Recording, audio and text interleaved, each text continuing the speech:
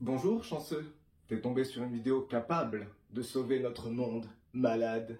Pour ce faire, on va aller au cœur du problème, la mentalité monétaire. Et si t'es pas d'accord avec ça, tu dois sans doute gagner mieux ta vie que la moyenne. Mon souci à moi, c'est pas ton confort de vie, je peux t'offrir la même chose dans ma société. Sauf qu'avec ma méthode, on conserve un avenir pour nos enfants. On va commencer avec une métaphore. Vous voyez les péages, ils servent à quoi au fond? À rentrer un peu d'argent fictif, et au nom de ça, on ralentit tout le monde, du coup on perd du temps, on pollue, il y en a qui s'énervent. C'est beaucoup de problèmes pour pas grand chose au final. Et en fait, le système monétaire, c'est avoir des péages dans chaque chose de la vie quotidienne. On perd du temps sur la logistique et tout un tas de choses. Collectivement, on pourrait résoudre nos problèmes par une addition simple. Bon sens plus valeur humaine, par exemple. Ou encore connaissance et amour. Mais on choisit de transformer une simple addition en une équation complexe, en rajoutant le facteur de l'argent dans chaque chose qu'on fait. Si vous pensez que j'abuse, sachez que l'argent y cause 3 grands problèmes et qui ne sont pas négligeables. Le crime, la corruption et la pollution. Bon, commençons par la corruption, je vous fais pas un dessin, impunité, être au-dessus des lois, voire même les influencer. Et ça, c'est vraiment pas terrible. Dans la société actuelle, il y a 3 grandes forces. La première, les patrons de multinationales, qu'on qualifie à tort d'élite.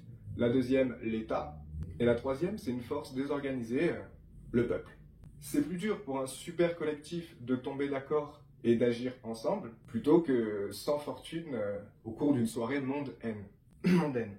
Du coup, ça va être très dur de faire changer les choses. Parce que déjà, parmi la masse, forcément, on est plus nombreux, donc on a plus de chats de Schrödinger et de somnambules. Et justement, on parlait de corruption parce que si l'État est moins fort que les multinationales, c'est parce qu'il est corrompu. Il est tenu par les bourses. En fait, dans mon système, le gouffre entre la personne la plus riche, mettons, et la personne la plus pauvre, il n'est pas semblable à celui entre une divinité et un esclave. On redescend sur Terre. Améliorer le confort de vie de ceux qui galèrent et descendre le confort de vie des gens où c'est indécent, en fait. Dans ma société aussi, il y a un peu des différences, mais elles ne sont pas énormes. Et en supprimant l'argent, on évite d'aller à un point A à un point Z sans régler tous les problèmes de fond. Genre nous, on fait de l'argent avec nos marques de mode, par exemple. Au lieu de donner des subventions à ces marques de mode pour tenter qu'elles fassent plus d'argent et régler les problèmes avec l'oseille, il faut régler les problèmes à la source. Voilà pourquoi logistiquement et mentalement, l'argent, c'est pas fou. Avec la logistique que j'ai créée, on polluerait au minimum 5 fois moins et le confort de vie serait amélioré pour la majorité des gens très largement. Par exemple, on parlait de la corruption, eh bien elle ne peut pas exister dans mon monde, car une société sans argent, c'est beaucoup plus difficile de trouver une façon de corrompre quelqu'un. Et vu que tout le monde a un confort de vie de qualité, personne n'irait prendre le risque d'aller en prison par exemple. C'est plus difficile, je sais pas, de cacher 30 caisses de vin par exemple qu'un petit virement virtuel. Enfin bon, quand vous irez plus loin dans la vidéo, vous comprendrez à quel point c'est quasi impossible de corrompre dans mon système. Alors je m'attarde un peu sur la corruption pour préciser qu'il y a aussi de la corruption naturelle. En gros, le système s'équilibre de lui-même.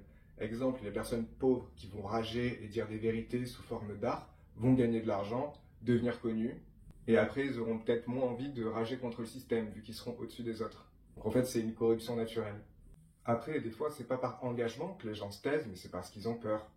Parce qu'il arrive des accidents. Après, c'est pas de la parano. Quand tu te dis que c'est moins cher pour eux d'acheter un tueur que pour nous d'acheter un croissant, c'est chaud. Sans transition, le crime. Donc, le système monétaire permet qu'un crime soit rentable. Donc, le crime est une possibilité pour améliorer son confort de vie. Dans un système sans argent, on ne peut pas améliorer son confort de vie par le crime, parce que même voler la possession de quelqu'un n'est pas rentable. On est presque tous égaux, vraiment très égaux. C'est sur d'autres choses qu'on va se démarquer. Justement sur les activités, comment réguler les activités pour que tout le monde en profite, mais ça sera après. Bref, donc le crime n'est pas rentable. Donc tous ceux qui étaient criminels parce qu'il y avait un bénéfice à en tirer ne pourront plus. Avec cette méthode, les prisons ne seraient pas surpeuplées et le système judiciaire entier serait allégé. Les prisonniers, c'est une main-d'œuvre gagnée et l'allègement de tout le système de justice et d'excès de sécurité, c'est aussi une main-d'œuvre gagnée. Du coup, on pourrait employer notre temps à des choses plus concrètes. Et cerise sur le gâteau, vu qu'en prison, vous n'avez que des vrais criminels qui ont fait du mal à d'autres personnes, eh ben on peut durcir les conditions d'incarcération afin que la prison fasse de nouveau peur et que les gens réfléchissent à 2 fois avant de faire des choses maléfiques. Après, je ne vais pas m'étaler sur la gestion du crime. Mais selon moi, les peines ne devraient pas être en années, mais en heures de travail. Donc t'es emprisonné tant que t'as pas fini tes heures de travail. Si tu veux pas travailler, bah t'es emprisonné à vie, quoi. Délire, hein. Je sais pas vous, mais moi j'en ai marre de vivre dans un monde où ceux qui volent de l'argent sans violence prennent plus de prison que des gens qui ont agressé sexuellement ou des trucs comme ça. Bref, quand je disais que le secteur de la justice serait allégé, je parlais des ASVP, gendarmes, police, sécurité, contrôleurs, gardiens de prison, avocats, juges, greffiers et tout le bordel. Et tout ça, on pourrait l'investir dans la santé et l'éducation, par exemple. Bon, ça fait déjà 2 buts, crime et corruption, quasi annihilés. Et maintenant, on va mettre le triplé avec la pollution. Tu vois, par exemple, tout le monde sait que les circuits courts, c'est ce qu'il faut faire. Est-ce que tu sais qu'un aliment, son kilométrage moyen, c'est 2500 km pour arriver dans ton supermarché? Aberrant, non? Et là, on met le doigt sur pourquoi l'argent nous fait réfléchir comme des merdes. C'est rentable d'acheter des produits alimentaires dans des pays plus pauvres, et c'est rentable d'acheter du matériel aux surpuissances, aux superpuissances. Du coup, on n'est pas autonome alimentairement en cas de catastrophe, par exemple, pas autonome au niveau du matériel, et on se retrouve avec la Chine qui est responsable de 35% de toutes les livraisons mondiales. C'est-à-dire plus d'un tiers de tout ce qui se passe en activité commerciale, c'est la Chine. Du coup, tu dois acheter énormément de poids pour que ce soit rentable, et du coup, tu transportes énormément de poids super loin. Et ça, c'est de la faute à l'économie et les commerciales qui voient ça comme un bon investissement, quitte à chier abondamment sur le bon sens, les valeurs humaines ou même la sécurité de leurs propres enfants à l'avenir. En résumé, on sait comment on devrait fonctionner, mais on ne le fait pas. Mais la logistique monétaire, ça ne s'arrête pas là. On voit aux infos le greenwashing, par exemple, des entreprises qui se font passer pour écolo, alors qu'en fait leur direction n'est basée que sur le profit. Ça, c'est un mirage. Mais ça marche aussi pour Vinted, qui dit qu'ils sont écolos parce qu'ils font de la seconde main. Sauf que envoyer des colis un par un à plein de gens différents dans le pays, voire à l'extérieur, bah, c'est pas écolo du tout. C'est autant écolo que Uber Eats qui te dit que ton livreur il arrive en vélo en fait. Ajoute à ça les multinationales qui refusent les normes climatiques, qui vont préférer payer des amendes ou encore graisser des pattes. Mais la mentalité monétaire, c'est aussi une entreprise de voiture qui apprend qu'elle a des airbags dysfonctionnants sur certains modèles. Et ben, elle va faire le calcul de savoir si c'est plus rentable de payer des dommages et intérêts aux victimes potentielles plutôt que de rappeler ses voitures par exemple. Résultat, il y a des gens, leur airbag il pourrait se déclencher tout seul sur l'autoroute par exemple. Donc en fait, une mentalité monétaire, ça pollue physiquement et ça pollue mentalement. Et encore, en termes de pollution hardcore, j'ai pas abordé le marketing et la pub démesurée qu'on fait pour avoir son image partout et faire de la communication. Dans un monde logique, la communication, on la ferait pour des métiers comme le bénévolat, des causes à défendre et qui pourraient très bien être des travails.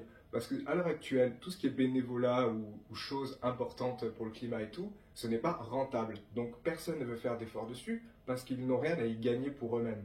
Alors que dans un système qui n'est pas fait de charges, d'impôts, de taxes et tout ça, eh ben, les mairies, elles pourraient recruter des fonctionnaires.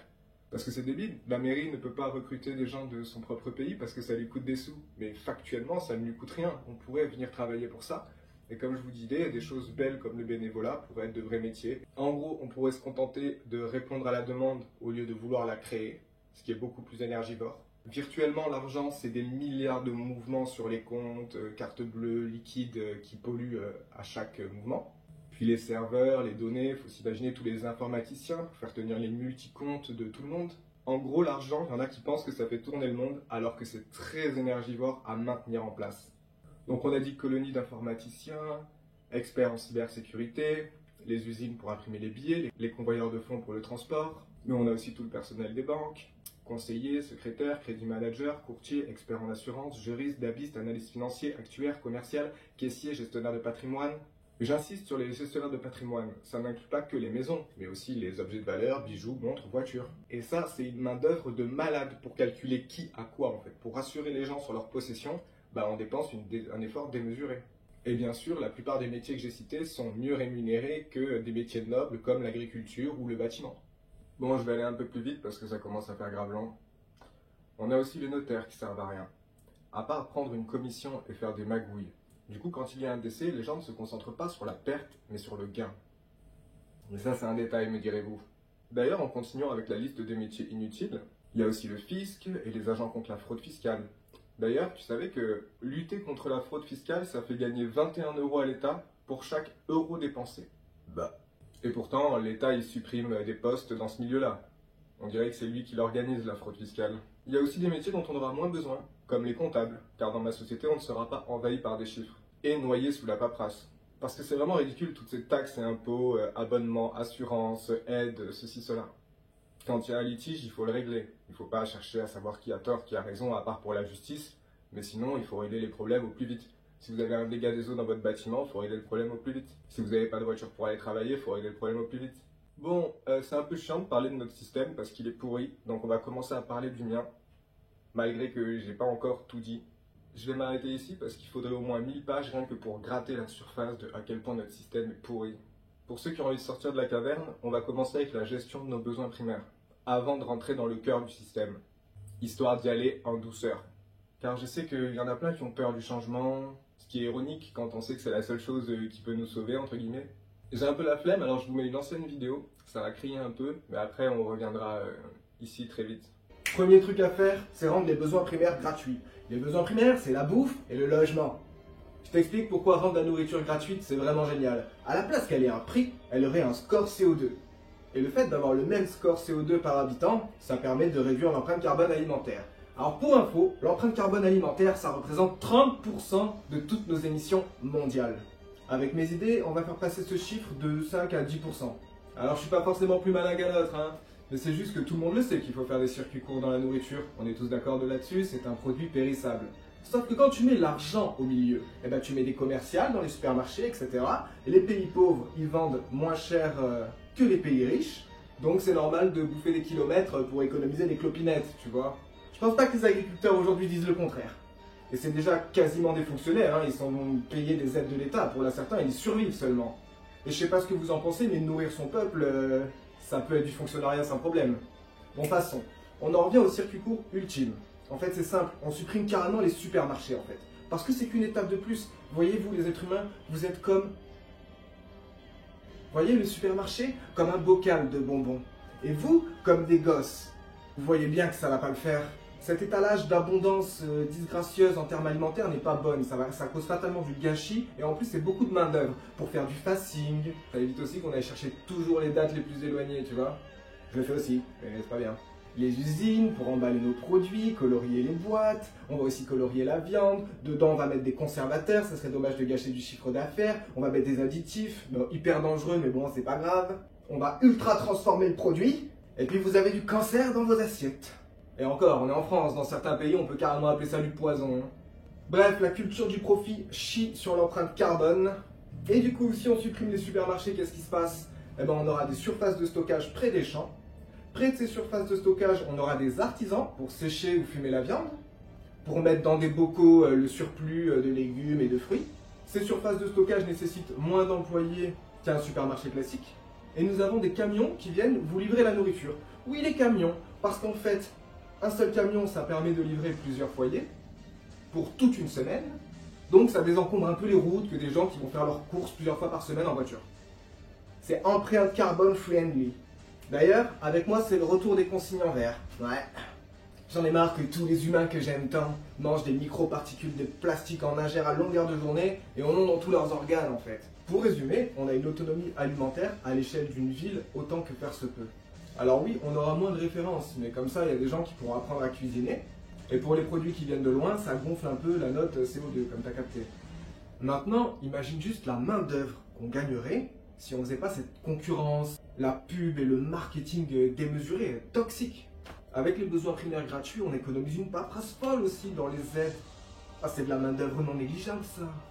Actuellement, il y a des gens qui touchent de l'argent à rien faire, mais ils vont préférer économiser sur leur logement pour pouvoir s'acheter des merdes, par exemple. Et c'est pareil pour les restos du cœur, hein. Je sais pas de généralité, moi j'adore tout le monde et j'ai souvent vécu dans des endroits galères. Je peux vous dire que tous les moyens sont bons pour économiser de l'argent. Et l'argent qu'on dépense, ça a une empreinte carbone plus élevée que si on était juste nourri et logé.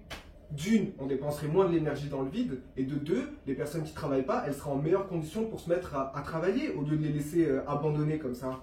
Pour finir avec l'alimentation, avec ma méthode, on a tous le même pouvoir d'achat. C'est fini de faire des gammes dans la nourriture. Pourquoi les riches mangeraient de la bonne qualité et les pauvres s'empoisonneraient? Bref, le haut et le bas de gamme dans la nourriture, c'est indécent. Tu vois, si on régulait un peu la viande, ça serait festif quand on en mangerait. Je dis pas que ça serait hyper rare. Mais par exemple, si toi tu kiffes le bœuf, bah t'en auras moins que si tu veux du poulet. Parce que le poulet, ça pollue moins. Je pense à toi, Renoir. D'ailleurs, fun fact, il y a 1000 milliards de vaches. Laissez expliquer à Bayrou ce que ça fait 1000 milliards de vaches. En équivalent CO2, ça fait ce chiffre. Si tu fais partie des gens qui trouvent que c'est logique de réguler les produits les plus polluants, alors tu fais partie des gens qui aiment plus leurs enfants que le droit de manger de la viande à chaque repas. Non, parce que c'est bien beau d'aimer ses enfants, mais il faut aussi faire les actes pour qu'ils aient un avenir. Mais c'est aussi bon pour notre santé. Par exemple, regarde, le fromage a quand même son petit score CO2, pas grand chose. Mais c'est aussi un aliment qui est super mauvais pour la santé, notamment quand tu es déjà adulte. Donc ça fait pas de mal d'en manger un peu moins. D'ailleurs, quand vous mangez une viande industrielle, c'est mauvais pour le corps parce qu'elle mange plein d'aliments ou graines clonées, OGM. Mais cette digestion, elle se fait aussi d'un point de vue quantique. Ça veut dire que vous allez digérer toute sa souffrance. Tu vois, la bête qui a jamais vu le soleil de sa vie, là, eh ben, tu vas digérer toute sa souffrance d'un point de vue métaphysique. Et ça, c'est dépression, bonjour, karma instantané.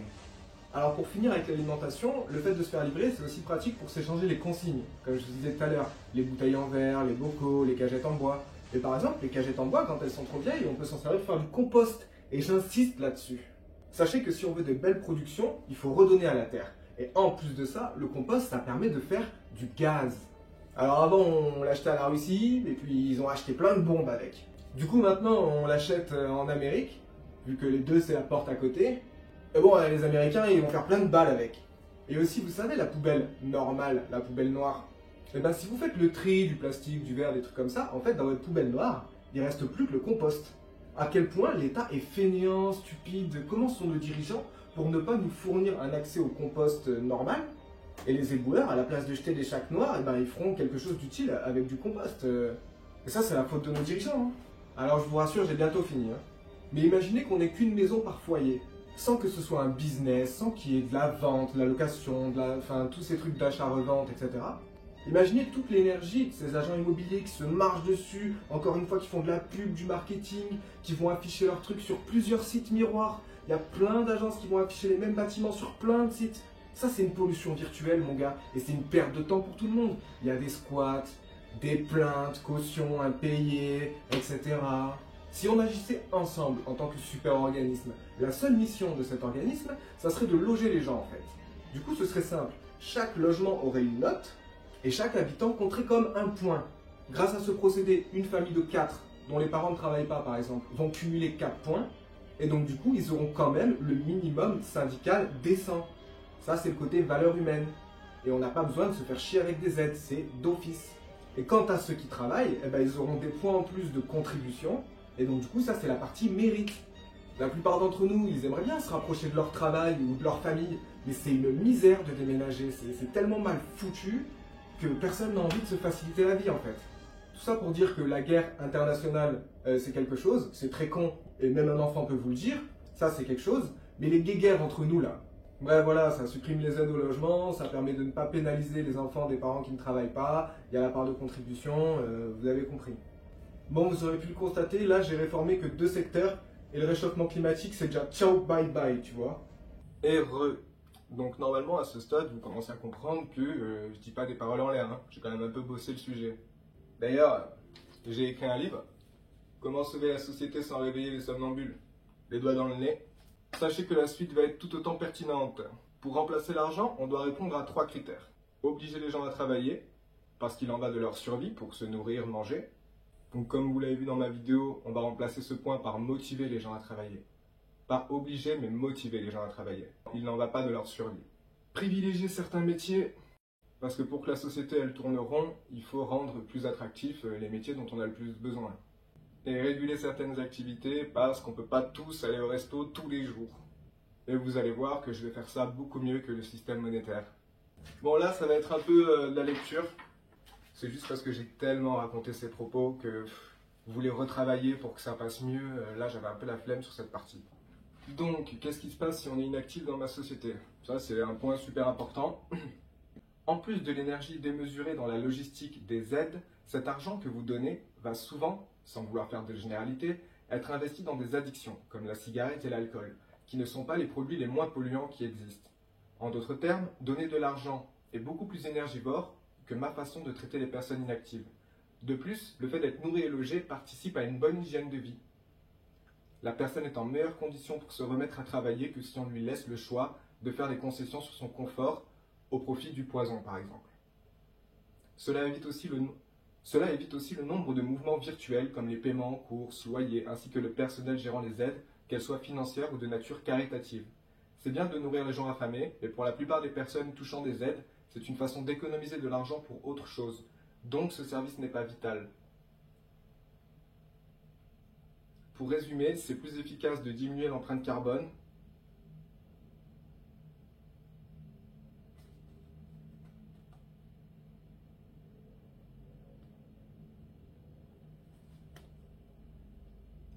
Bon, vous avez compris, en gros, donner de l'argent à quelqu'un, vous avez compris, donner de l'argent à des gens qui ne travaillent pas, c'est très brouillon. Et ce qu'elles vont faire de leur argent est plus coûteux que si juste on les nourrissait et les logeait. Dans ma société, une personne inactive pendant plus d'1 mois se verra retirer une partie de son confort de vie. Les commandes en nourriture sont plus strictes sur les produits qui polluent le plus. Internet est coupé et le réseau mobile est juste assez puissant pour pouvoir consulter ses mails en étant patient. Bien sûr, la personne perd aussi ses avantages logement, donc elle devra déménager après 3 mois sans activité.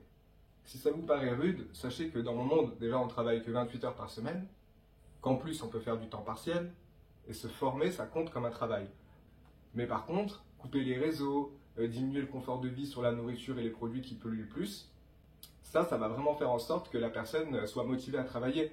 Parce que là, vous donnez de l'argent à des gens, et en plus ils ont Internet, ils ont Netflix et tout, ben ils s'ennuient pas, et qu'est-ce qu'ils font? Ils continuent, ils ont un confort de vie trop cool. En gros, si tu veux profiter du fruit du travail collectif, bah faut travailler quoi. Mais si tu travailles pas, on te laissera pas crever la bouche ouverte. C'est comme je vous l'ai dit, tu travailles pas, tu as beaucoup de temps, donc tu pollues sur Internet, etc. En fait, pour ceux qui sont restés choqués sur le temps de travail de 28 heures qui paraît faible, en réalité, si les pays ont un taux horaire assez élevé, c'est parce qu'ils veulent être compétitifs entre eux. En fait, c'est parce qu'on se fait la guerre finalement qu'on travaille un peu comme des esclaves. Parce que si c'est juste se nourrir, se loger, s'apporter le matériel de base et toutes ces choses, on peut le faire en travaillant peu. Mais bon, tout le monde a peur de son voisin, donc du coup on est un peu tous comme des fourmis. Avec tout le respect que j'ai pour ces robots biologiques qui sont une merveille d'ingénierie, c'est quand même dommage pour des êtres humains doués de conscience d'être à ce point bas en termes de fonctionnement. Donc vous avez vu le côté un peu rude de mon système par rapport aux personnes qui ne travaillent pas, mais au moins c'est bon pour elles.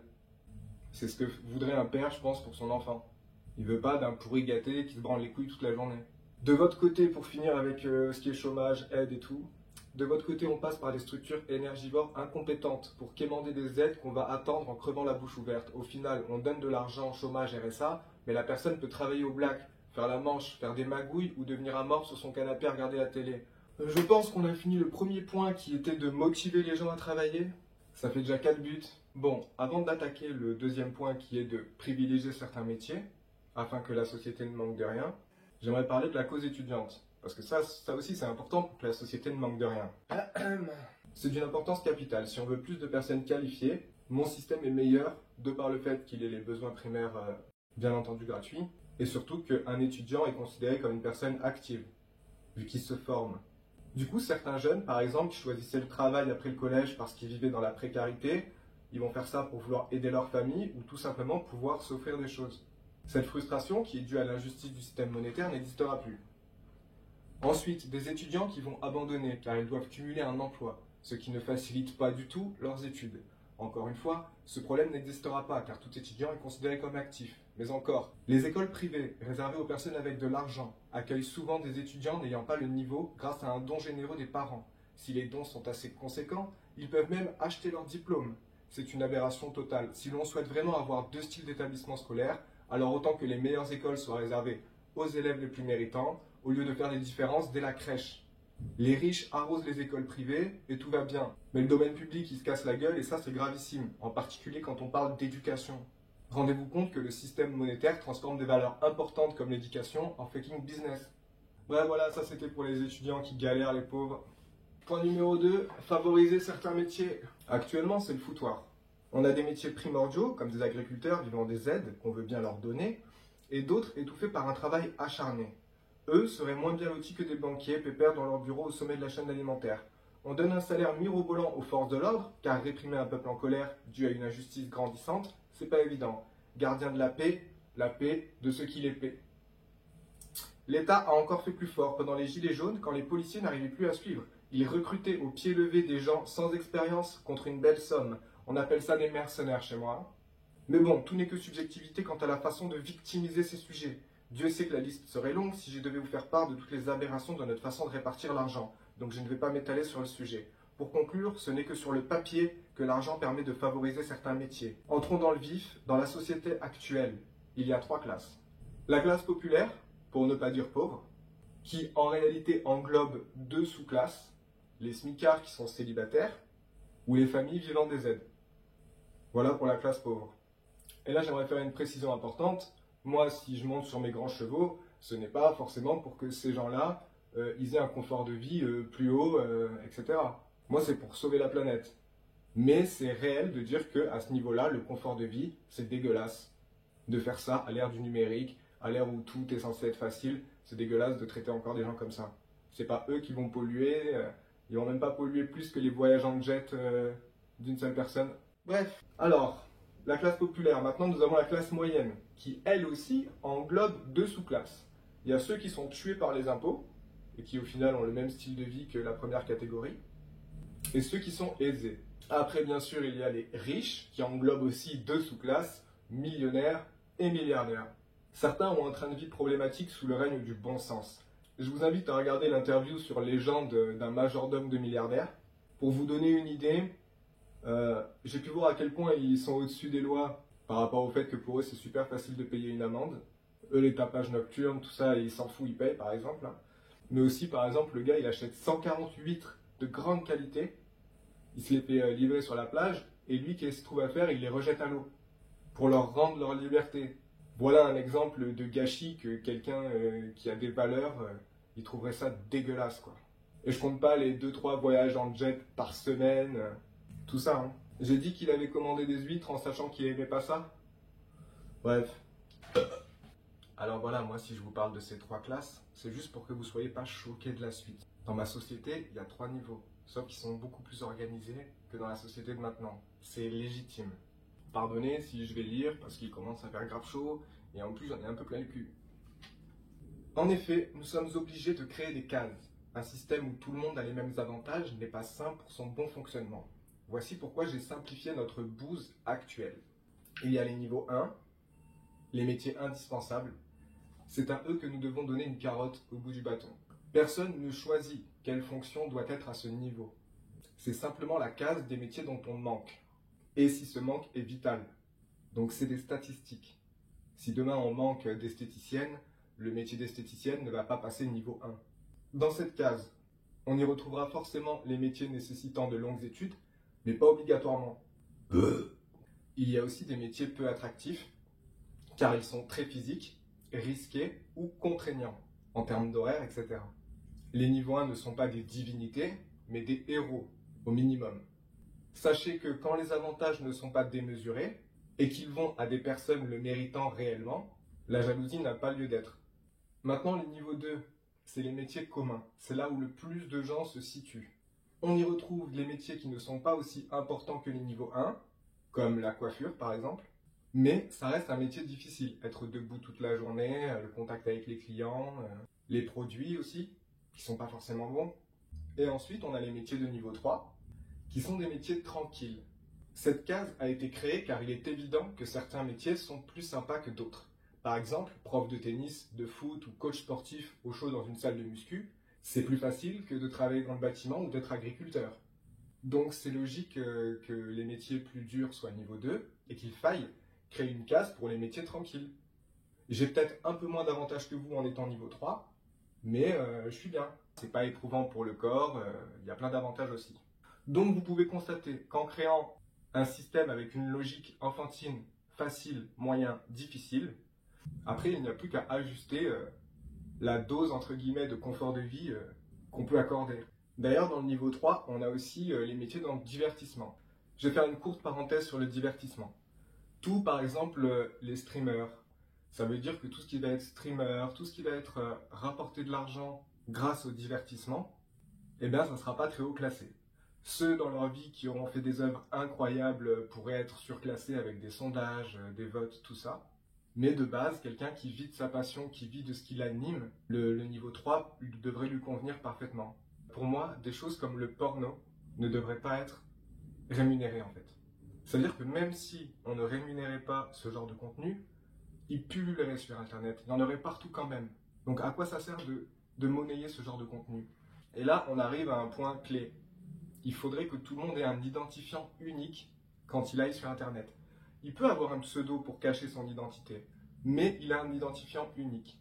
Grâce à ça, on pourrait avoir un meilleur contrôle parental pour nos enfants. On pourrait voter en un éclair, sans attendre des plombes, en fait, sans qu'on nous démotive à voter, vous voyez? Parce qu'en fait, aller voter en physique, ça veut dire qu'on peut faire des magouilles. Ça veut dire qu'on fait perdre du temps aux gens, qu'il y en a beaucoup qui vont s'abstenir, parce que c'est trop chiant, en fait. Alors qu'avec un identifiant universel, par exemple, si je vous dis tel artiste qui mériterait de passer le niveau 2, bah vous pouvez tous voter assez vite. Et au pire, si ça nécessiterait de grands serveurs pour pouvoir voter, eh ben on pourrait très bien dire cette région vote tous les lundis à cette heure-là, cette région vote tous les mardis à cette heure-là, ainsi de suite. Comme ça, on décale l'activité et avec des petits serveurs, eh ben on peut faire en sorte que tout le monde vote. Et par conséquent, on n'a pas besoin d'une politique démesurée. C'est un peu comme le divertissement. Moi, là, je suis en train de vous parler, vous trouvez que j'ai des bonnes idées. Eh ben, il peut y avoir un sondage où on demande aux gens, est-ce que vous voulez que lui, il vous soumette quelques idées pour la société auxquelles vous pourrez voter. On n'a pas besoin d'avoir des gens qui font sciences politiques pour ça. L'école de la vie, on la voit au quotidien. Sciences politiques, pour moi, c'est juste une école de théâtre. Un président, c'est quoi? C'est quelqu'un qui va faire paraître qu'il est bien, donc superficiel, faire paraître, avoir une bonne élocution, dire toujours des choses du côté de l'opinion populaire et au final faire ce que lui il a envie. En fait, c'est des acteurs, quoi. Ouais, une bonne élocution, de la prestance, mentir, va faire une école de théâtre. Donc voilà, le fait d'avoir un identifiant unique permettrait que chaque personne qui ait des followers, des abonnés, eh ben, on saurait que c'est des vrais abonnés. Et en fonction de l'audience qu'il a, eh ben, on peut considérer comme qu'il vit de sa passion. Après, pour tous les métiers, pour encourager les gens qui ont du talent dans leur domaine, les métiers comme monteur, cadreur, tout ça, ce sont des métiers éprouvants, c'est niveau 2. Mais celui qui est l'acteur principal ou qui a les idées, ça c'est un poste de niveau 3. On remet les pendules à l'heure. Et de cette façon, on choisirait le contenu qui mérite d'être rémunéré sur Internet, donc Internet resterait libre, mais quelqu'un qui s'amuse à faire le bad buzz, à danser dans une mosquée ou à faire n'importe quoi, bah lui, il aura zéro, que dalle. Donc c'est important de choisir ce qu'on a envie de rémunérer et d'encourager, tout en laissant une part de chacun fait ce qu'il veut, bien sûr. Et ça, c'est encore beaucoup de main-d'œuvre gagnée, hein, l'industrie du porno, tout ça, putain. Bon, on va passer au pouvoir d'achat. En ce qui concerne les biens matériels, il n'y a pas de différence entre les métiers. Si on commence à mettre un système de points ou je ne sais quoi, on va se sentir obligé de consommer ou on va se mettre à tout calculer comme avec l'argent. Cela va créer plusieurs gammes dans des produits où ce n'est pas nécessaire. À la place de vivre dans une société où on crée du bas de gamme attractif, on va se contenter de répondre à la demande, mais en créant de la qualité pour que ça tienne dans le temps et que la demande ne soit pas ahurissante. D'ailleurs, à cause du discount, on a perdu un certain savoir-faire qu'on paye aujourd'hui dans certains domaines. Quand on veut entretenir nos centrales nucléaires, par exemple. Dire qu'à force de faire de la daube, ben on n'est même plus capable, on a perdu nos connaissances pour faire des bonnes choses. Et ça, excusez-moi, mais l'entretien des centrales nucléaires, c'est chaud. Ensuite, le fait de savoir que tout nous est accessible va réduire les achats compulsifs, selon moi. On parle de répondre à la demande au lieu de vouloir absolument la créer. Bien sûr, on ne pourra pas tous commander un jetpack, hein, mais tout ce qui est vie courante, tout ce qui est nécessaire au quotidien, le fameux identifiant, en plus d'être utile pour le vote, pour la régulation des activités d'Internet, enfin, le contrôle parental, tout ça, il va aussi être nécessaire pour commander sa nourriture. On l'utilise aussi pour commander des choses ou en boutique pour le faire passer. Ça, ce sera plus nécessaire quand les gens ils arriveront à se contrôler. Donc voilà, le pouvoir d'achat est quasi total, mais il est régulé dans certains cas que je vais vous expliquer. Vu qu'on commande avec notre identifiant, on peut bloquer temporairement certains utilisateurs en leur expliquant la raison. Un exemple de comportement susceptible d'être bloqué, si vous commandez des produits renouvelables, comme du maquillage, le programme est capable d'estimer si vous faites des achats miroirs ou trop rapprochés de crayons, par exemple. ou que vous changez de garde-robe chaque mois, le programme il vous bloquera très vite. Parce qu'il considérera que vous ne consommez pas de manière consciente. C'est-à-dire que vous pouvez avoir tout ce que vous voulez, mais mince, finissez les produits que vous achetez, enfin que vous commandez. Bref, une attitude responsable.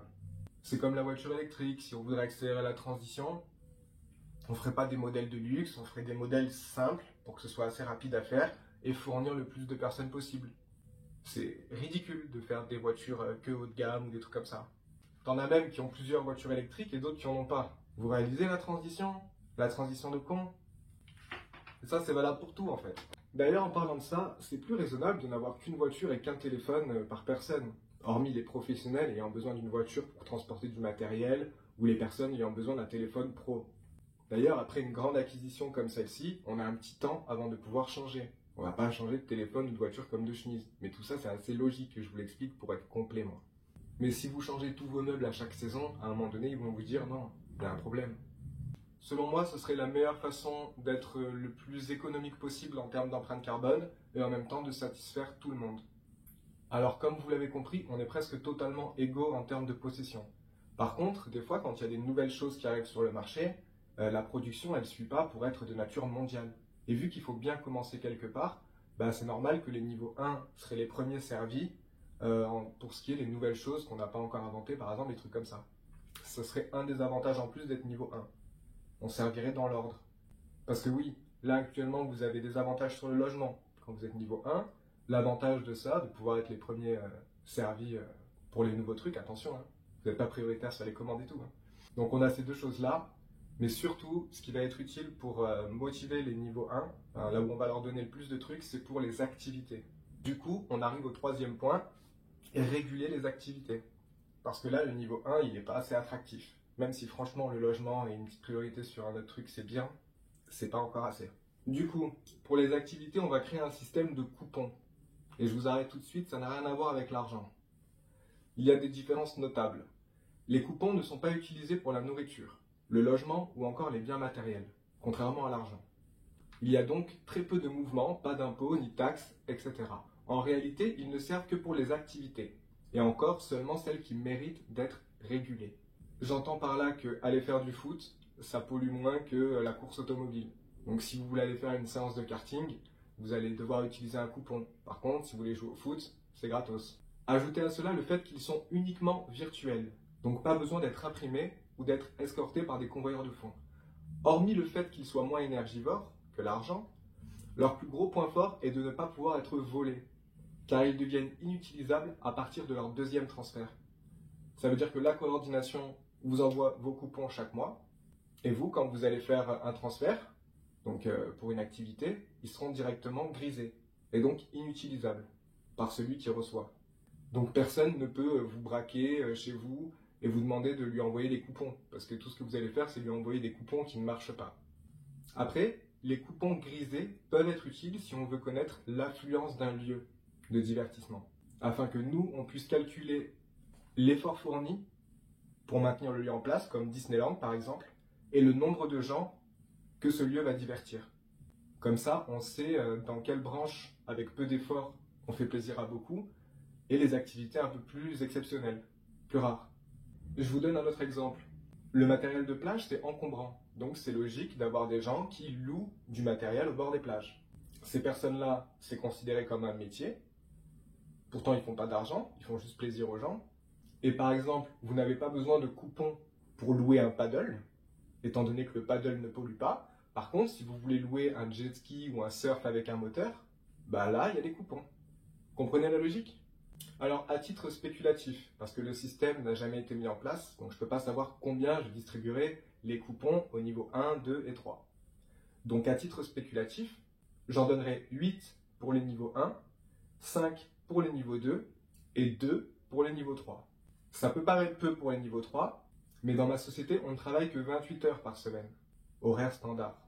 Du coup, si le niveau 3 travaillait 35 heures par semaine, étant donné qu'on a un coupon toutes les 5 heures de travail supplémentaires, s'il travaillait 35 heures par semaine, il aurait 9 coupons, donc plus qu'un niveau 1.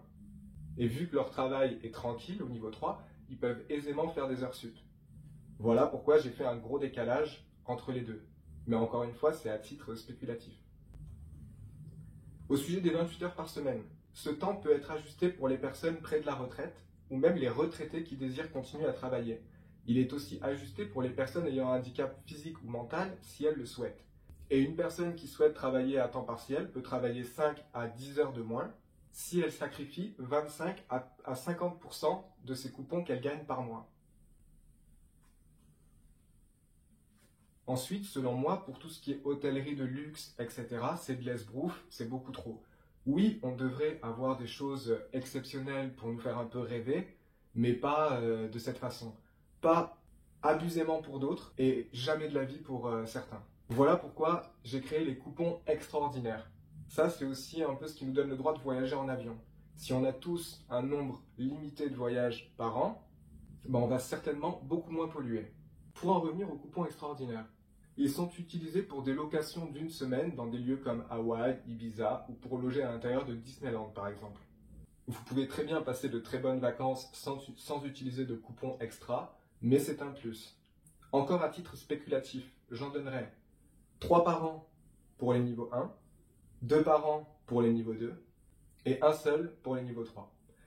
Et encore une fois, il faut vraiment que le métier de niveau 1 soit attractif. Sinon, on va manquer de plein de métiers. Donc, c'est normal de faire ce genre de choses. Ensuite, on pourrait mettre en place un système, par exemple, si on donne 50 ou 100 coupons, eh ben, on gagne un coupon extra. Et les coupons sont utilisés pour les 2 adultes. Ça veut dire que si je vais louer une semaine à Hawaï, les enfants ne comptent pas en termes de coupons extra. Par contre, les 2 adultes doivent en utiliser un. Bref. Mais par exemple, comment on pourrait répartir le prix des choses dans la restauration? Un fast-food coûterait la moitié d'un coupon, sans supplément de viande. Un restaurant traditionnel, un coupon. Un semi-gastronomique, 1,5 coupon. Et un gastronomique, 2 coupons. Est-ce que vous connaissez des gens au SMIC qui peuvent aller au resto gastronomique ne serait-ce qu'une fois par mois? Dans ma société, c'est possible. C'est cher, mais c'est une activité luxueuse qu'on peut faire pour changer un peu du quotidien, fêter quelque chose, etc. Rien ne peut excéder 2 coupons. Cela permet de préserver un pouvoir d'achat notable pour tout le monde. Les activités saines sont gratuites ou nécessitent un coupon si elles sont victimes de leur popularité. C'est-à-dire que même si une activité est saine, s'il y a toujours de l'attente, qu'il y a trop de monde, eh ben pour diminuer l'attente, on va mettre un coupon. Les activités polluantes ou nécessitant beaucoup de main-d'œuvre sont naturellement à un coupon ou plus. Moi, ce que j'essaie de vous dire, c'est que là, actuellement, le pouvoir, il est partagé. C'est chacun pour son cul, hyper individuel, et que le mieux serait de fonctionner comme un super organisme où tout le monde profite des fruits du travail du système. Mais du coup, le problème qui va se poser, c'est que les gens, à leur compte, on est obligé de régler leur logistique. Ça veut dire que si on prend en charge la logistique à grande échelle, déjà on pollue moins, parce que par exemple avec le système monétaire, une entreprise d'Avignon peut être recrutée par quelqu'un de Marseille, tout ça parce qu'il a été plus compétitif sur ses prix. Et du coup, on va faire des voyages pour rien, alors qu'il y avait les ouvriers qu'il fallait à Marseille. Vous voyez le délire? Donc pour la logistique, c'est mieux, mais par contre, la liberté est totale. Imaginons que vous travaillez dans le bâtiment. Pour une personne travaillant dans le bâtiment, elle devra remplir un genre de QCM visible sur l'identifiant par les personnes assurant la logistique. D'ailleurs, mon système s'appelle la coordination. Ça fait moins autoritaire que l'État. La coordination, ça veut bien dire ce que ça veut dire. On agit tous comme un corps. C'est pas les métiers de bureau ou les hauts placés qui sont tranquilles, qui sont au sommet de la pyramide. Non, ceux qui sont dans les bureaux, ils servent juste à assurer la logistique. Ils font bouger le corps. Mais bon, un corps sans ses jambes, ça va pas loin. Désolé pour... Donc, si vous travaillez, vous allez remplir un QCM. Comme ça, vous pouvez choisir vos préférences. Si vous voulez bosser en atelier, sur chantier, neuf ou en rénovation, ainsi que pour dépanner des particuliers, vous pouvez choisir vers quoi vous voulez être orienté en premier.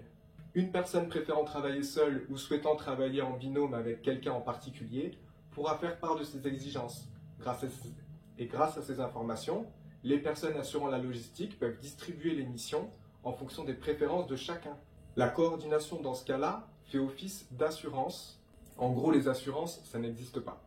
Vous passez directement par la coordination, vous dites j'ai besoin de ça, et eux, paf, ils planifient ça, et le plus vite possible, vous avez ce qu'il faut. Bien sûr, il y a des cas plus urgents que d'autres, mais sinon, tout est traité dans l'ordre, hormis les cas plus importants. Bref, comme vous l'aurez compris, la liberté de travailler, elle est totale. Vous pouvez refuser des missions, ça vous fait un peu moins d'heures, mais vous pouvez refuser des missions si elles ne vous plaisent pas, etc. Du coup, vous pouvez travailler comme une personne à son compte. En gros, vous avez tout le pouvoir entre vos mains. Mais vous n'avez pas besoin de vous encombrer.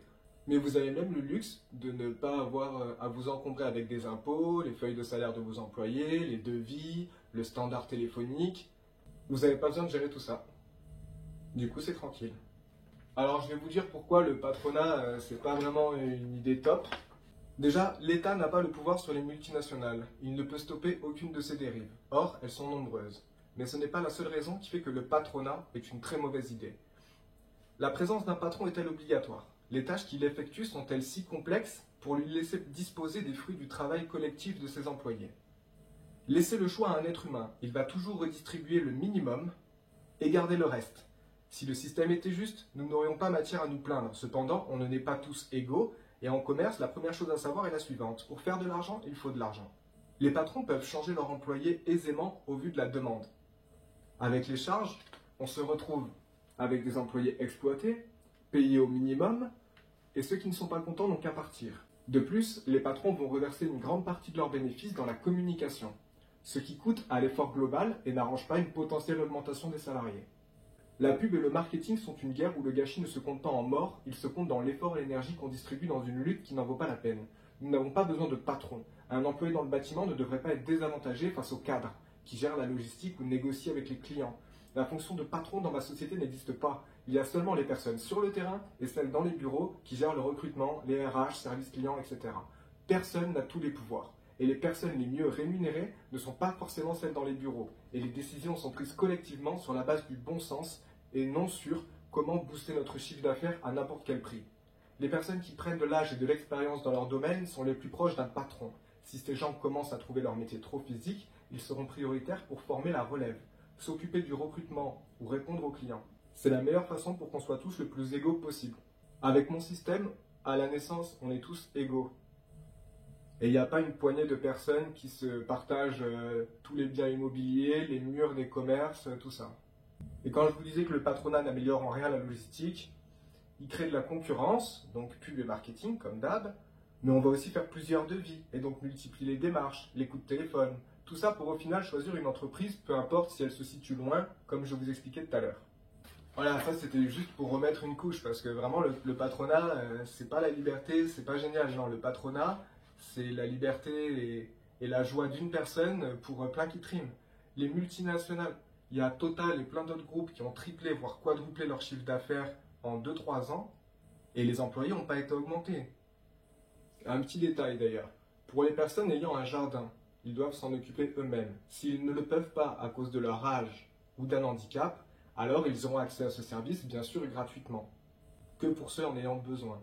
Mais les niveaux 1 peuvent avoir accès à ce service, ainsi qu'à une femme de ménage, etc. Pourquoi?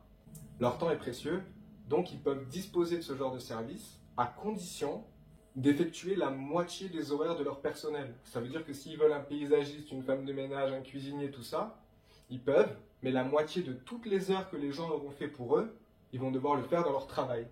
Ça, c'est un détail, mais en vrai, c'est très cool pour motiver les niveaux 1 à faire des heures sup. Bon, je vais arrêter de vous lire, on va passer un peu plus dans le vif. Par exemple, les bonus de mon système, par exemple, le marché noir ne peut plus exister. Sans argent, sans trafic alternatif, c'est pas possible. Ça veut dire qu'il faudrait qu'on gère nous-mêmes. Par exemple, la façon de gérer les addictions dans mon monde, c'est plus chaud. Ça veut dire que si vous êtes vraiment addict à quelque chose, vous allez dépenser presque tous vos coupons là-dedans si vous êtes dans l'excès. Donc en fait, mon système, il est cool parce que si vous abusez vraiment de quelque chose, ça va directement impacter votre confort de vie. Alors que vous voyez, si vous utilisez un peu des coupons pour aller au resto, pour cette activité, etc., ben vous avez un confort de vie terrible. Donc les addictions, elles sont plus régulées. Et ça permet qu'on va beaucoup moins polluer et rendre les moments où on boit de l'alcool ou tout ça plus festifs, en conscience un peu. Du coup, il y aurait certaines choses qui aujourd'hui sont sur le marché noir qui seraient à disposition dans ma société. Mais toutes les choses les plus hardcore nécessitent beaucoup de coupons, nécessitent une connaissance, donc un test à passer avant pour avoir bien compris les règles et tout, enfin un truc encadré. Bien sûr, il y a plus d'informations dans mon livre sur l'éducation, sur l'import-export, la gestion du crime. Enfin vraiment, c'est complet. Vous voyez, avec le système monétaire, on se pourrit la vie, regardez. Il y a des terrains de sport qui vont être grillagés pour que les gens n'y aillent pas s'ils n'ont pas payé. Donc on va privatiser les terrains de sport. Et par exemple, mettre des baby-foot, des billards et des trucs comme ça sous des préaux, dans des parcs, ok? Et ben ça, c'est pas rentable au niveau du business. Alors que si c'était pas un business, on pourrait faire des zones de jeu, des zones plaisantes, accessibles, à l'air libre.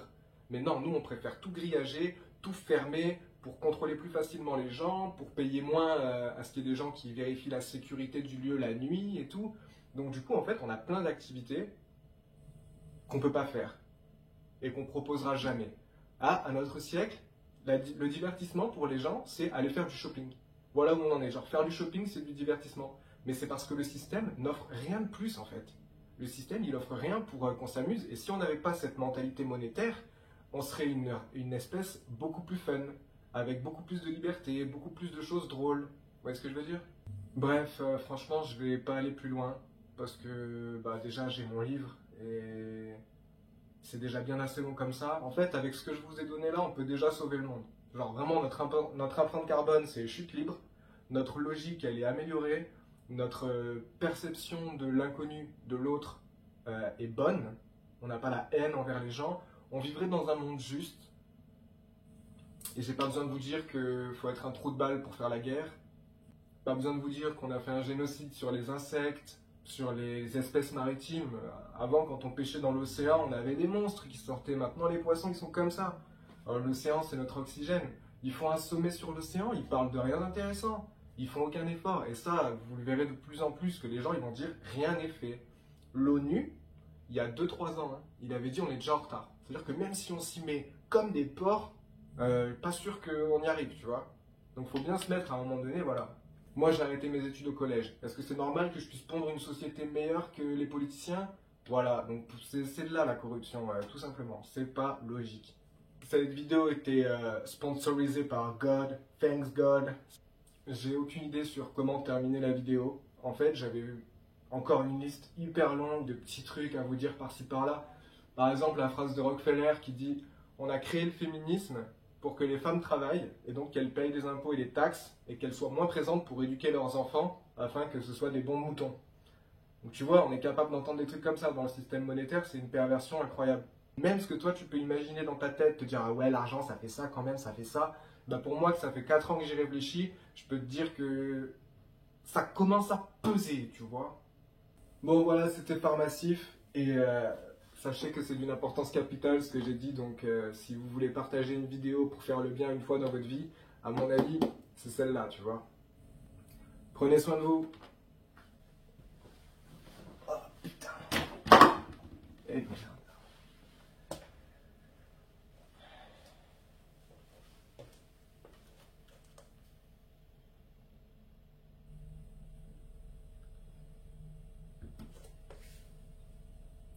Non, parce que je te le prouve par A plus B, frérot. Là, par exemple, j'ai vu un truc aux infos. Oh, ça m'a révulsé de ouf. Je t'explique. En fait, les gens qui sont propriétaires, donc, ils louent leur logement de manière saisonnière. Et souvent, le reste du temps, ils ont un peu la flemme, tu vois, pour des copecs. Du coup, les gens, ils se plaignent. Du coup, qu'est-ce qu'il fait l'État? Eh ben, l'État, il offre une aide de 10 000 € aux propriétaires qui vont bien vouloir louer leur logement à l'année. T'as capté? Le gars, il est déjà propriétaire. C'est mieux que, au vu de nez, c'est mieux que la moitié d'entre nous, hein. Il est au minimum propriétaire d'un bien, le gars, et on lui donne 10 000 balles. Bah vas-y. Ça paraît logique si on y réfléchit, hein.